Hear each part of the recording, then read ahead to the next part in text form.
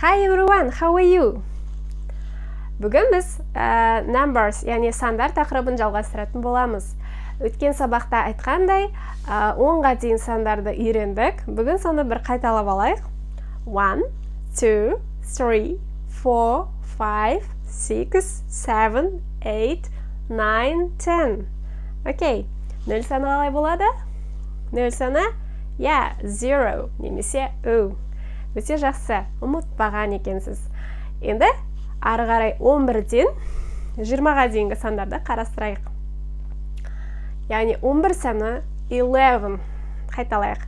11, 12, 12, 13, 13, 14, 14, 15, 15, 16, 16, 17, 17, 18, 18, 19, 19, 20, 20.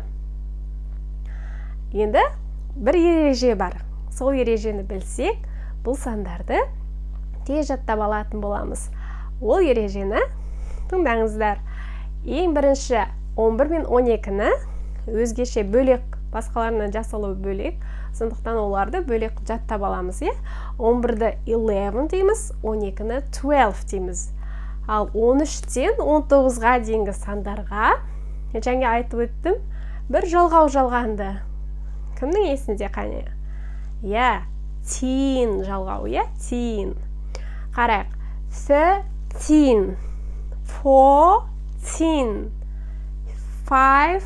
16, 17, 18, 19.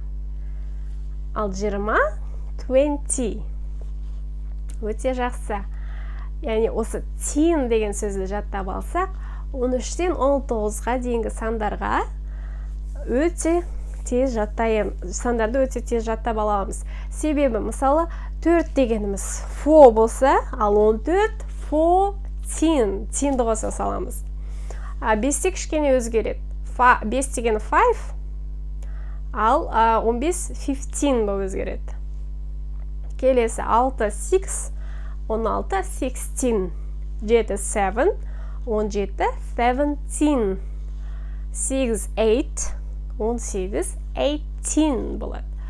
9 дегеніміз 9, 19, 19. Өте жеңіл. Яғни бізге негізгі осы 10-ға дейінгі сандарды жақсы үйренсеңіз, қалғанын алып кетесіз. Ағылшынша үйренгіңіз келсе, әр сабақты үзбей қарап отырыңыздар. Келесі видеоны жіберіп алмас үшін колокольчикті, яғни басып қойыңыздар. Сонда менің жаңа видеоларым сіздерге шыққаны белгілі болып көрініп отырады. Және осы видеомен достарыңызбен бөлісіп отырыңыздар. Барлықтарымыз бірге ағылшын үйренейік. Әлі тіркелмеген болсаңыз, тіркеліп кетіңіз. Subscribe my channel. Now goodbye everyone. See you next time.